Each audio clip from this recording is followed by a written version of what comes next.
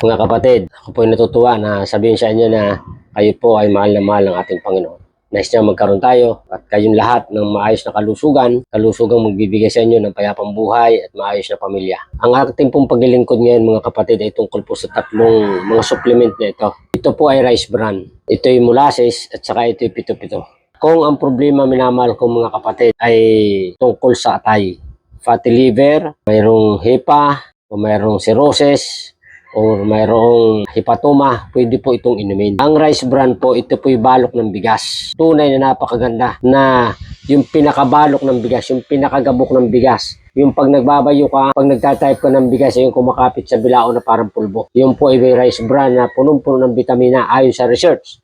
Mga kapatid, yun ay mayaman sa vitamin B complex, mayaman siya sa thiamine, mayaman sa fiber, saka sa choline at inositol. Ito ang molasses minamahal ko mga kapatid. Sang-ayon sa research, ang molasses ay the outstanding supplement. Ito po ay punong-puno ng mga vitamin at mineral, kasamang calcium, potassium, magnesium, iron, chromium, choline at inositol.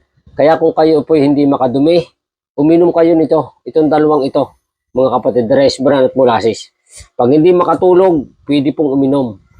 Kung kayo po ay sobrang depressed, stressful kayo po ay hirap umihi, kayo po ay hirap dumumi, pwede po itong inumin, minamahal ko mga kapatid. Ito'y magandang partner, itong dalawang ito. Sapagkat ito minamahal ko mga kapatid ay mayaman pareho sa mga vitamina at mineral. Ang napakaganda pa minamahal ko mga kapatid, yung component nito na fiber, choline at inositol ay paras masusumpungan sa dalawang ito. Kaya ito'y lumalaban pareho sa iba't ibang mga sakit, lalong-lalo na po sa cancer.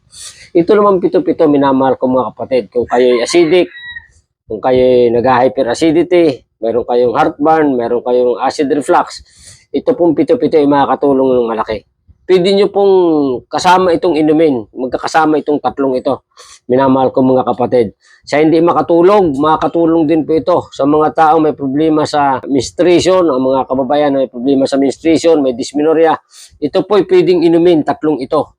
Minamahal ko mga kapatid. Itong pito-pito, minamahal ko mga kapatid. Kahit sa bata ay pwede. Kung ubong-ubo ang mga bata, kahit ang matanda, pwede, mga kapatid. At nakakatuwa sa ating mga kaibigan na gumagamit nito, minamahal ko mga kapatid. Sila ay nagpapasalamat na nagkaroon sila ng mga ganitong iniinom na supplement. Ako'y naniniwala mga kapatid. Sundin lang natin ang payong pangkalusugan. Pag gumagamit kayo ng mga ganito, iwasan po ninyo ang kape, alak, sigarilyo, soft drinks, mga artificial juices para po kayo magkaroon ng maayos at matagumpay na gamutan, upang kayo po ay hindi palaging namumblema sa inyong buhay pangkalusugan. Ako po ay patuloy na naganyaya inyo pong panoorin pang ating mga videos. Paki-like po ninyo, pati sa YouTube po natin ay Buhay Kalusugan Ministry. Panoorin po ninyo, i-subscribe po ninyo mga kapatid. Ako ay niwala na sa kabutihan ng Diyos, makakasumpong tayo ng pagkapala sa Kanya.